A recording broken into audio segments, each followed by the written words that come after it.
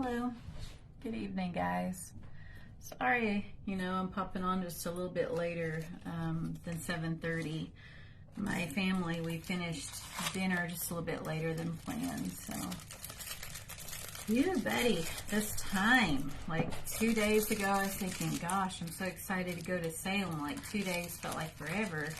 And I've been like busy all day doing various things to plan and prepare, and it's like I don't know where the time went, But it's all good.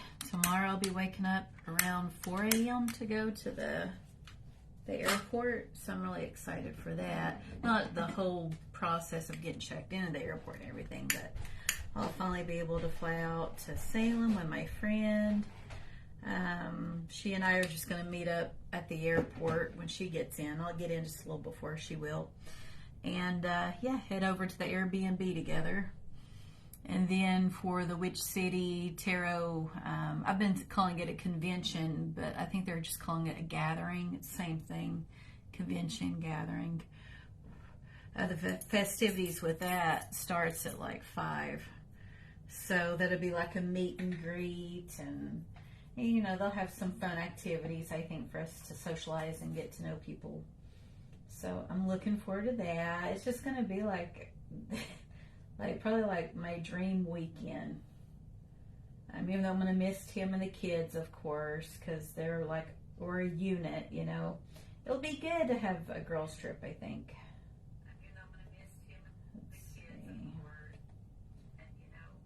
All right, so I opened up my laptop here.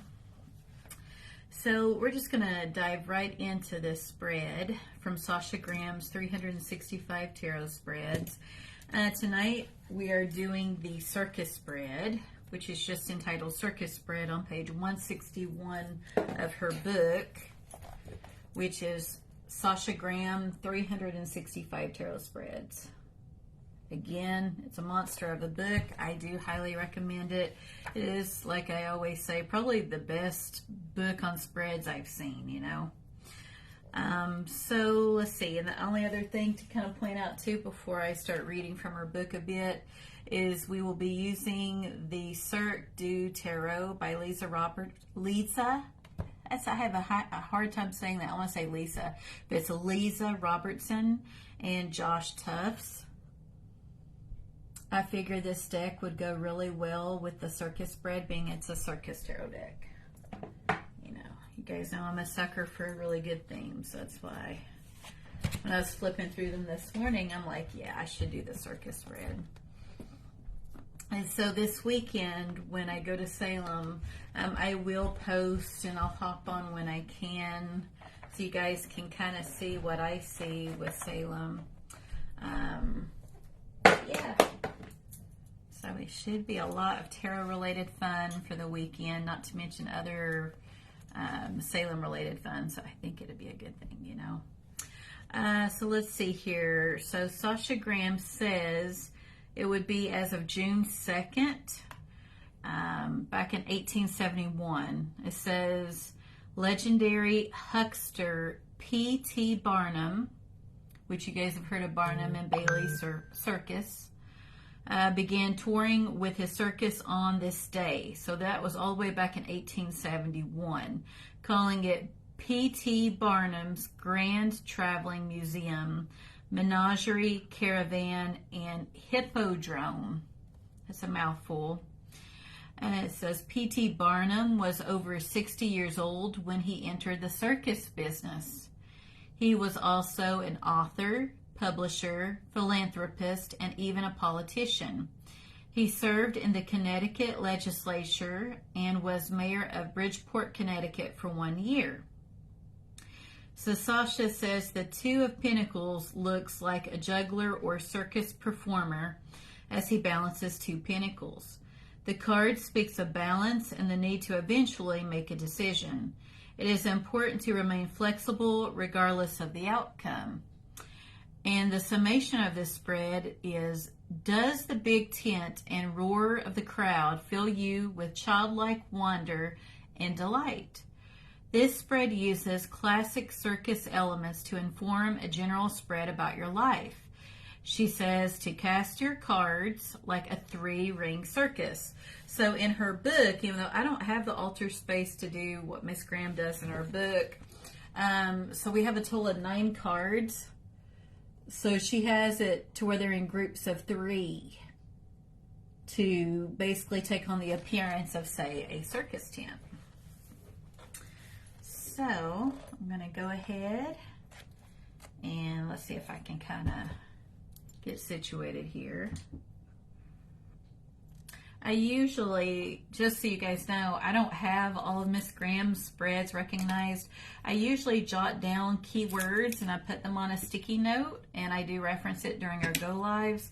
However, today has been absolutely just like crazy with how fast it's went by, and so busy I've not even had a chance to do that. So, but I'm not complaining. I love being with you guys and doing these for our group. I'm just having to kind of adapt and overcome is all I'm doing. So I'm going to set my book here for my reference. And we're going to get into having a little bit of fun here. So what I'm going to do is I'm going to go ahead and turn the camera downward so that you guys can see the cards, okay? And I see Patrice just hopped on. Welcome, Patrice. And I'll be looking over at my laptop. I did remember to charge it and bring it down with me in case you guys have any comments or questions. And you guys know I love to shuffle. So just for the sake of shuffling a little bit, I'm going to do it 3 times. And if you have any questions, let me know as far as like doing tarot readings for yourself or even other people. I will give you an honest answer. And if, of course, if I was to ever come across not knowing something, I would totally research it, you know, and get back to you, you know, because I know better than to be a know-it-all in life, you know.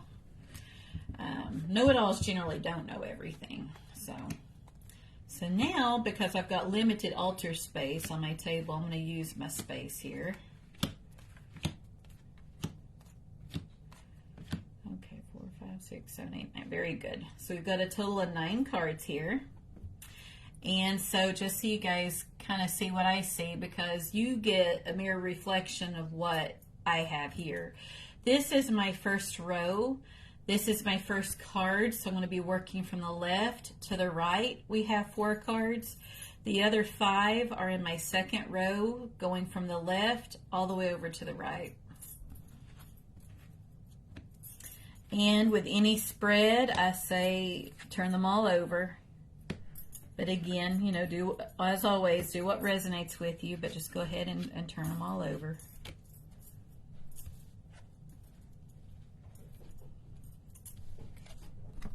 This is a really pretty deck, too. It's really whimsical. Okay, we got some really cool cards, you know. So we're just going to dive in here. So the first card stands for Ringmaster. What am I taking charge of? And so, again, let's pretend that I'm reading for a querent, okay? And we have the Hermit. Just kind of, again, take in that imagery, kind of reflect back about our teaching moments. We know this card's from the Major Arcana, and we know that the Hermit is somebody who seeks solitude to acquire that understanding to eventually leave the mountain and go help others, not only themselves.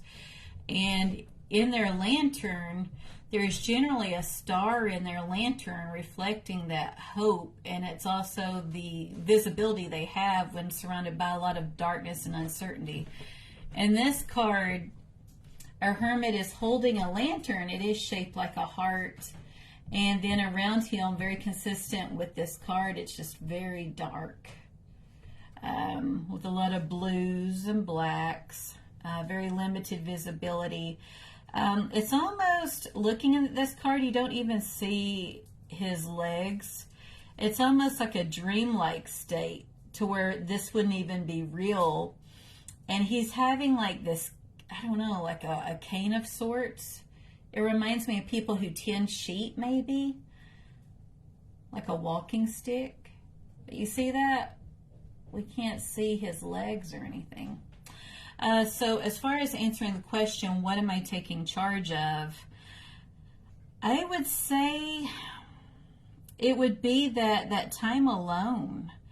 So the ringmaster, they're the person who basically, they run the show, they run the circus, and that's the boss. So they organize the chaos and they keep everybody safe, the performers and the people who attend, right? So when, in regard to the ringmaster, as far as what someone's taking charge of, I would have to say that in itself would be a stressful role, right? It is not easy to be a supervisor and to manage people, to possibly manage a business. It depends on how high you go with that responsibility. To where if that person, say if they don't have enough time away from work, then it's to their detriment. And so they can't take care of, say, their guests and their staff if they're basically working with an empty cup, because we're always talking about keeping your cup full. So as far as what somebody's taking charge of, I would say getting in that time to maybe hopefully turn inward, to spend some time alone, and not always be surrounded by people and having to satisfy the needs of other people. And being that the lantern is shaped like a heart, I would say, what does, say, the querent want? Are they happy with their life? Are their needs being met? And given the dreamlike state of this card, I would, humbly ask them, are you getting enough distance and time away from your daily responsibilities to, say, have your own quiet time and reflect and find your own joy and happiness, Again, we cannot give from an empty cup. The second card stands for the clown. What issue am I not taking seriously? And we have the Six of Cups. There's a lot going on with this card, isn't there? Let's just take in the imagery here for a moment. So usually with the Six of Cups, this would be like the card of community where, it generally shows children and one's helping the other child out. But what we're seeing here is we're seeing what appears to be the Fool of this deck playing in a very playful manner with the dog on what appears to be an island. There's a really cool looking whale in the background, but there's this lady who is looking toward them, and her cup is turned to its side. So it's empty in contrast to their cups, which are full of flowers and life. And she looks very lonely to me when I look at this card. Despite having a huge whale behind her, she's not paying attention to him or even trying to make friends with this really majestic, cool-looking whale. Instead, she's probably feeling a little left out, a bit envious of their cups that are upright and filled with flowers. They're having fun, and she's off to herself. And again, water stands for emotions in tarot, so she's just out there on her own in this shell, right? So as far as what issue am I not taking seriously, I would say it would be, does this person have a good support system or not? What's going on with the state of that? Are they getting enough time in with their friends and family? Do they feel maybe a bit left out? It depends on what's going on in their lives, but that's not a good feeling to be, especially with that cup overturned, They ideally want to be here, so then that would open up a conversation as to how do you theoretically fill your gas tank, and ideally speak of healthy ways of doing this that are sustainable in nature. Because that's the thing, it's good to work hard in life, but it's also important to approach life, say, through the eyes of a child. Children ask highly intelligent questions, oftentimes worded very simply. Common ones would be, why is the sky blue? Why is the grass green? Highly intelligent questions. I don't think kids get enough credit.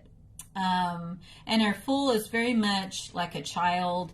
And in this deck here, we have the dog. And if you guys remember, with the Fool, which is at the beginning of the Major Arcana journey, the dog is running alongside the Fool right before he leaps off of the cliff as he's looking up at the sky.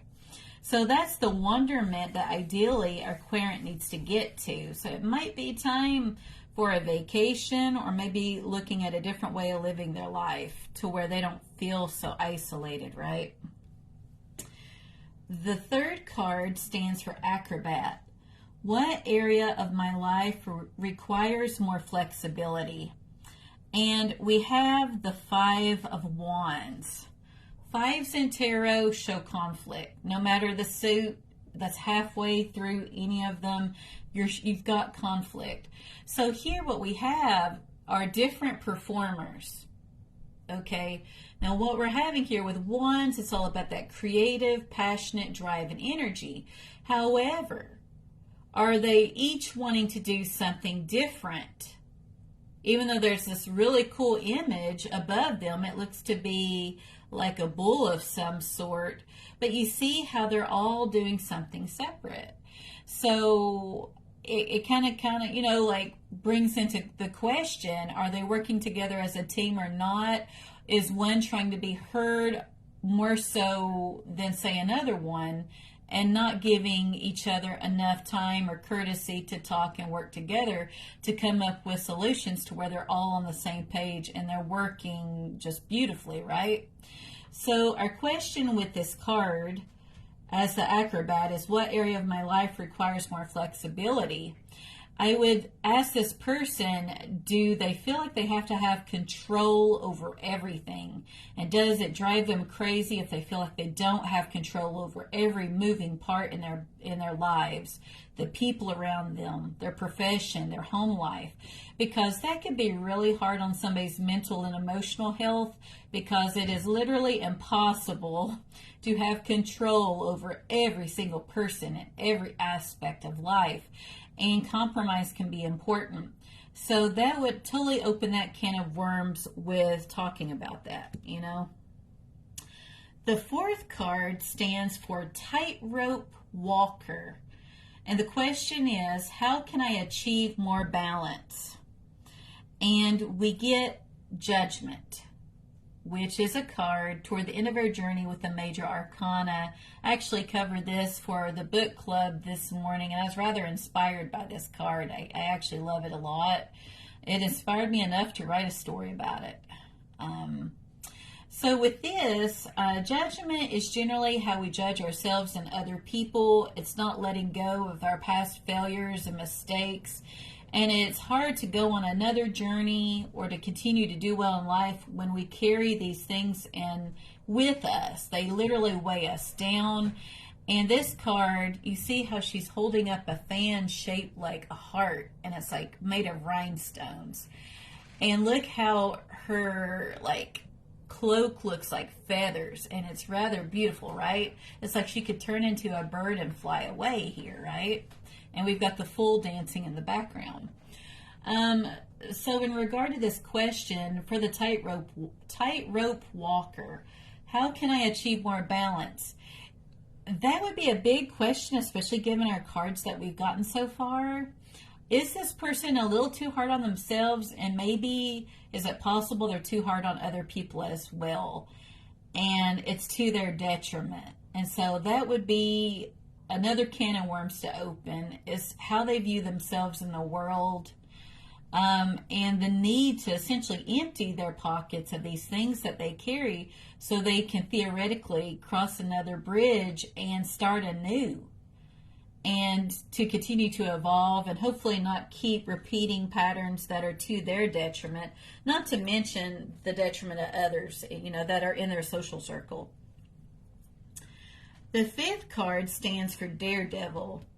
What is worth risking everything? And we have Ace of Pentacles. Just kind of take that image in. I know it's a little hard with this light, so I try to move it around a little bit so you guys can see it some. So to answer this question, what is worth risking everything? What I see here is a clock, and the numbers on it are actually in order. And at the center of all these things are, it's one single pentacle. And then there's somebody at the base of this big clock surrounded by gears, which could be like the moving components of their life, right?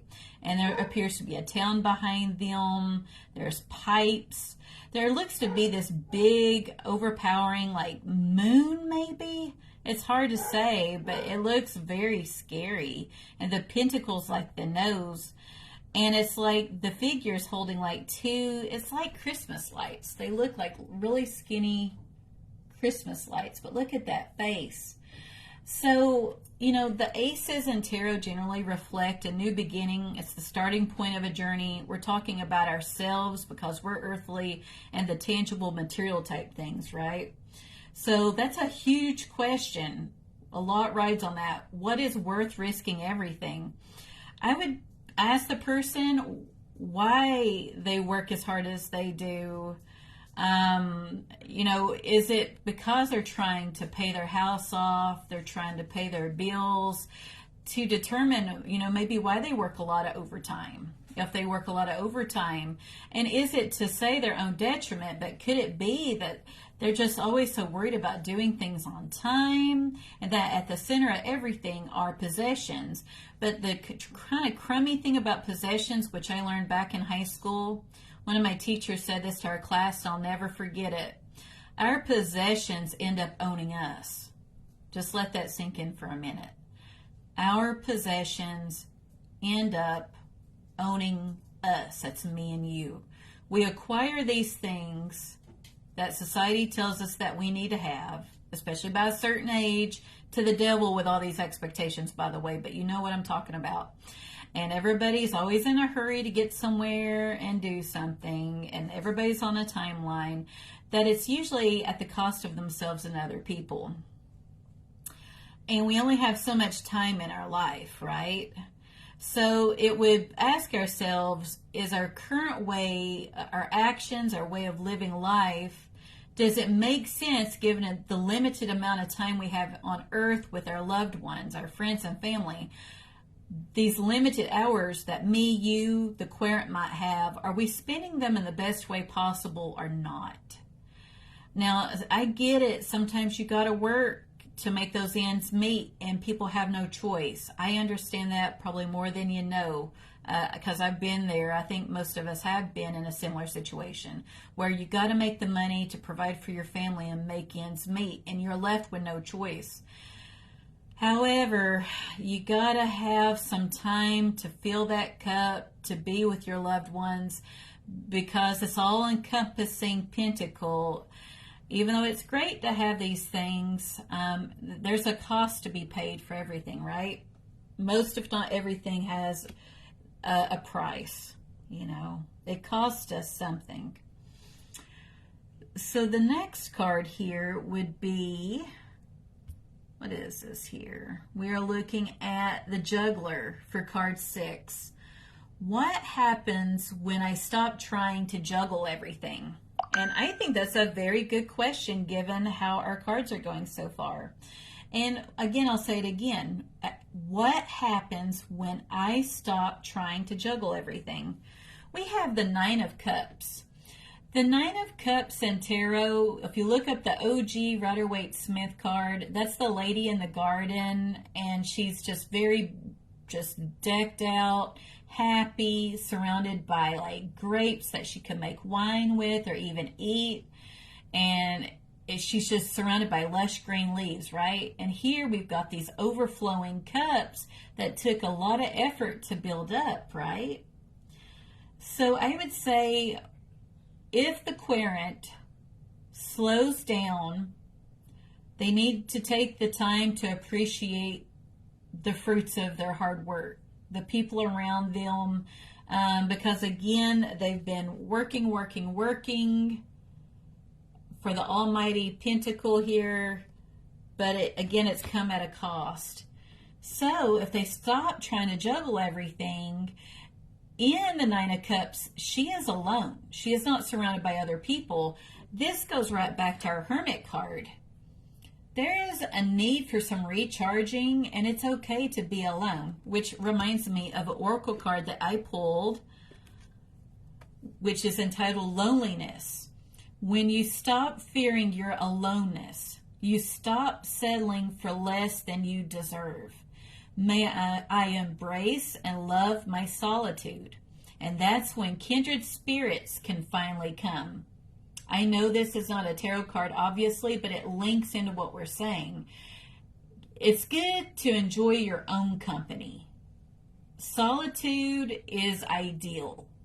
Okay, getting to this Nine of Cups energy, getting to our Hermit card energy, it allows somebody to decompress and structure their thoughts and feelings instead of this going, and not processing things. And then just like a teapot or a tea kettle, the steam rises, and that's why the slightest little thing sets people off sometimes, because they're not getting that time in, you know. So far, I think these cards are spot on for this spread, you know. My mom says, oh, I see you hopped on, Mom. Hi. Good evening. I just came in from mowing. Sorry I'm late. Oh, no worries, Mom. My mom says, the Nine of Cups is me, and have been all my life, always working all the time, 7 days a week. I remember that, Mom. You were working many jobs when I was growing up, and that's why our family didn't do a lot of vacations and stuff.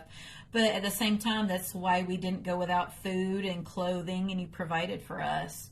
But that's exactly what I was mentioning earlier on in this Go Live. A lot of people don't have an option but to work all the time to survive. But unfortunately, all that working catches up to them, and it does come at a cost to themselves and even other people, generally speaking, you know. So let's see here. Our next card would be Knife Thrower. What should I be aiming at? And we have the Two of Wands. Now, if you guys remember, with the wands, again, it's all about that fiery, creative energy. It's not like your three, where somebody actually takes off on the journey. At this point, they're still, you know, thinking, planning. They're generally looking at a map or a globe of the world. They're reflecting about where they want to go next, and it's still very early on in this journey. With this, we see one individual atop this pile of rocks, which they're having to balance on because it does not look like a steady structure at all. And they're making this really cool, like, flame above their heads. It looks like a tiger, right? So with this, I would say it would generally have the same core meaning of, what are we aiming at? Well, I'd say, where do we want to go? If our current way of living is not sustainable, is making ourselves and possibly others miserable, then, and here again, we're trying to maintain a balance, but it's like a tower moment waiting to happen. Like, this is not sustainable. Somebody cannot stay standing balanced on this rock structure that was crudely and not well constructed very long, performing with all this energy, right? And with this fiery energy, we need to focus it or it will consume us, right? But at the same time, we want to tend to the flame just enough so it doesn't go out. So we all have to have something that makes us happy. It's a creative outlet, whether it be working out, painting, you know, drinking some coffee every morning before you go, whatever it looks like for you. Doing tarot, like tarot's my jam, because you're going to fizzle out. You only have so much energy, especially if it's given, like somebody's working this much to expend this much energy. Again, this is not sustainable. So to answer the question, what should I be aiming at? I would certainly say balance. We need more balance and a better foundation in our lives, right? And let's see, my mom says, now my body's paying for it, and I sacrifice my time with my kids to accomplish what my goals were, and it's so not worth it. I can never get that time back. Oh, Mom. Well, for what it's worth, I mean, I have a lot of good memories growing up, and you did the best you could. I think as parents, like, especially now that I'm one, like, our kids don't come with instruction manuals. You just do the best you can, and we pretty well hope that we don't screw them up too bad, because we're all flawed, and, that's just part of our human condition, I think, generally speaking. But I get what you're saying. You work so hard. Now, again, it came at a cost. Your body's hurting from it, and you're kind of wondering about that time, where the time went, which kind of goes back to this card. Because at some point, I mean, we all will have an end to our lives. There's a beginning and an ending to all of us, right? Because we're not immortal, but we're answering to the almighty pentacle our whole lives, working to pay for things, right? Let's see. Our next is entitled Freak Show. What scares yet fascinates me? And we have the Fool. I like that we got this card, because I think this is so true for many of us. I really like this. It's kind of got like a Smashing Pumpkin type feel. This looks like it should be like on a Smashing Pumpkin cover to me, like from the 90s. I know I'm in my 40s now, but back in the 90s, I mean, they were a big deal, So as far as answering this question, what scares yet fascinates me, it would be starting a new journey and not knowing everything, and not, you know what I'm saying? Like the Fool looks up at the sky, goes off the side of the cliff, just, bright-eyed, enthusiastic, and, they don't know what's going to happen. And, yeah, I think that's the scary thing in life. What scares yet fascinates us would be the potential. We all hold hope. Hope is a very powerful thing, right? So we hope for a better day and new beginnings.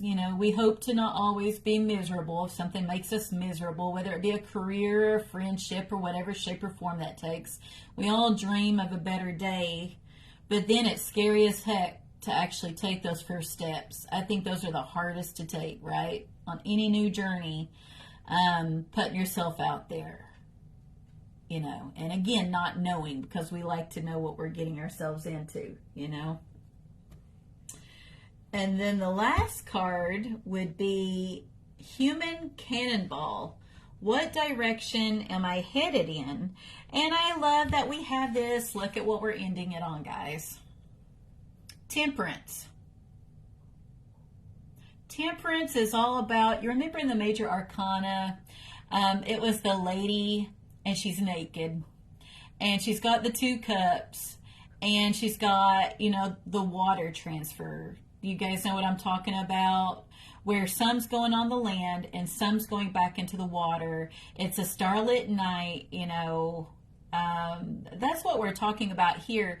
And with this, it's something like a Marie Antoinette. It's a really pretty gown. Like, that is really ethereal. And it's like she's got a little blindfold on, but if you look at her hands, there's a star in between. So she's focusing all of her energy to maintain that balance, to keep that hope, that star, which again makes me think of the classic star that says even in the Hermit's Lantern from the Rider-Waite-Smith. So to answer the question, what direction am I headed in, it's how to get to a better place and have a better balance in life, right? And unfortunately, she's got a little bit of a blindfold there. It might take a little bit of thinking and some maybe small but consistent changes, but they can get there. Again, when we do tarot readings for ourselves and others, it's important to remember that none of this stuff is set in stone. So you always, whether you read for yourself or you're reading for somebody else, and it's like you're talking with a friend, and I know I got an advantage because I'm Southern. And even as a nurse, I can make friends, like, for lack of a better descriptor. I can meet strangers that are my patients. I learn about them, what's important to them, what their concerns are.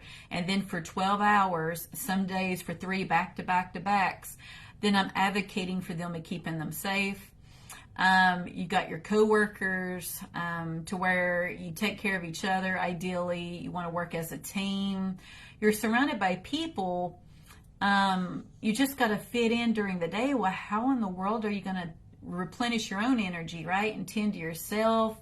And it's not an easy thing. Like I have no problem telling people I am not as spry in my 40s as what I was in my 20s. Like in my 20s, I used to be able to go out, I would drink, I'd have a little bit of a hangover maybe the next morning, and then I'd go back drinking that evening. Not to sound like I had an issue, I didn't. I was just young and in my 20s like a lot of us did. But now in my 40s, oh no. Now, if I feel like I'm a little relaxed, I'm slowing down. I'm going to kind of stay in control of myself. I don't want to be drunk, especially in a public arena, because I don't want to be taken advantage of, right? And I hate to say it, but when I was in the military, it's physiology. As women, we're targeted more because we've got decreased muscle mass. Men have more of it. If we're alone, we are more of a target in the public setting, especially if it's nighttime, you've got decreased visibility. So they used to teach us when we would hit these different ports, because I went around South America toward the beginning of the war, the Iraqi Freedom War. I went around South America and we hit up Rio de Janeiro, Peru, and Chile. And of the 3 days we were in their port, one of them we stayed aboard the ship and we worked. The other 2, we were allowed to go off in groups of 6. So, in South America, there would be people who would follow our groups because they could tell we were American. And they try to sell their wares. They could be very assertive, even aggressive at times. A lot of stuff's different overseas than what it is in America. And so you do have to be observant and be very self-aware. I even remember my father telling me when I joined the military years ago, back when he was still alive, and here I was 19 and I had just joined. He's like, Sandra, you got to carry your money in your sock. He said, if you carry a wallet in your back pocket, somebody will take it from you. No, I'm a girl, and I know girls carry wallets, but like for me, it's always been a pocketbook. I don't carry my money in a sock. I wouldn't want to hand anybody a sweaty dollar bill. But even to this day, I'm very cognizant about my bag and being very aware of who's around me. So I don't know how in the world, but anyhow, being Southern, I've got the gift of gab. That's where my tangent started from, guys. But I would say when you talk to people, you talk to them like they're a friend. And again, one of the hardest things to do, kind of revisiting this card, is you do not judge. It's in us to be biased and be judgmental. As humans, we make judgments every day. We have all these stimuli that our brains encounter, and the way it works is it quickly labels and categorizes these people and things we encounter, and you make snap decisions all the time. And you grow up with different value systems, cultures, and so forth. You do have biases. We all do, right? But when we especially read for people and our intentions to help them, it gives them a safe space to just be listened to, valued, and heard during that time, and have a visual aid like tarot cards. And for them to know this stuff's not set in stone and that they have their own authority and power over their own lives, right? So I'm so excited getting done with this part. I am going to take you guys to Salem with me. I do fly out tomorrow morning, like many of you guys know, bright and early. And then I'll be coming back to St. Louis on Monday. But I plan on, I'll go live when I can. I'll post pictures. There's going to be all these tarot-loving people there. And I'm going with a friend of mine, and she and I are sharing an Airbnb there. We're going to be Ubering a lot. I've never really Ubered.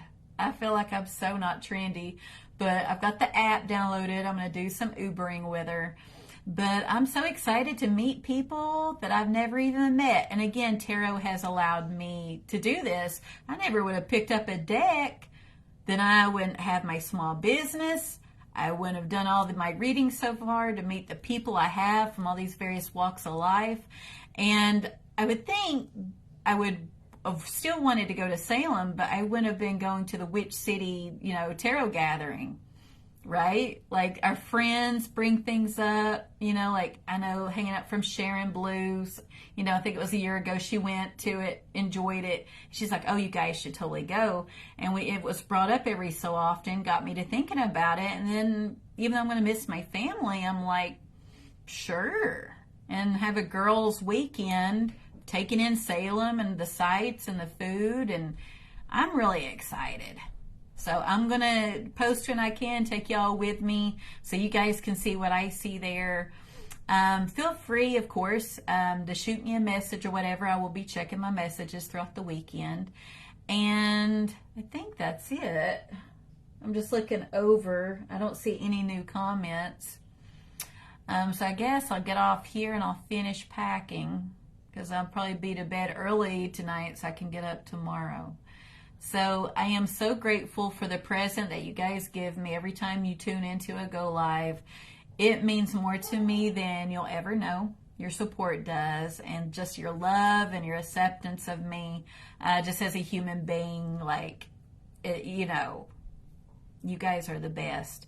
And if you ever need help with your tarot or just need a friend, because you don't need to buy a reading from me for me to be your friend, let me know. I can listen just as good as anybody. And I will talk to you later. Bye.